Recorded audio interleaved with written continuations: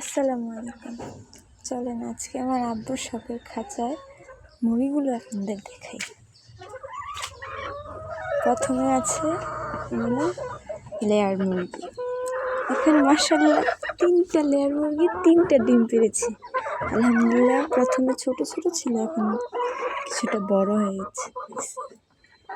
কত ভালো লাগে তাই না এরকম দেখতে।